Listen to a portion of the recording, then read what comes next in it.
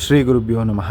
ಕನಕಪುರ ಹಾರೋಹಳ್ಳಿ ಹತ್ತಿರವಿರುವ ಮಲ್ಲಿಗೆ ಮೆಟ್ಟಿಲು ಎಂಬ ಗ್ರಾಮದಲ್ಲಿ ಶ್ರೀ ವನದುರ್ಗಾ ಪಾರ್ವತಿ ದೇವಿಯು ಸುಮಾರು 10 ವರ್ಷಗಳಿಂದ ನೆಲೆ ನಿಂತು ಬರುವ ಭಕ್ತರನ್ನು ಅನುಗ್ರಹಿಸುತ್ತಿದ್ದಾಳೆ.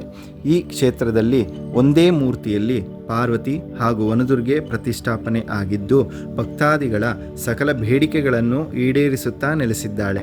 ಅಷ್ಟಮಂಗಳ ಪ್ರಶ್ನೆಯ ಪ್ರಕಾರ ಲೋಕಕಲ್ಯಾಣಾರ್ಥವಾಗಿ ವನದುರ್ಗೆಯನ್ನು ದೀಪದಲ್ಲಿ ಪೂಜಿಸಿ ದೀಪದ ಜ್ವಾಲೆಯಲ್ಲಿ ದೇವಿಯ ಸ್ವರೂಪವನ್ನು ಸಂಕಲ್ಪಿಸಿ ಪ್ರಾರ್ಥನೆ ಮಾಡಿದಾಗ ಭಕ್ತರ ಇಷ್ಟಾರ್ಥಗಳು ನೆರವೇರುತ್ತದೆ ಎಂದು ಅಷ್ಟಮಂಗಳ ಪ್ರಶ್ನೆಯ ಪ್ರಕಾರ ಸೂಚಿಸಿದೆ.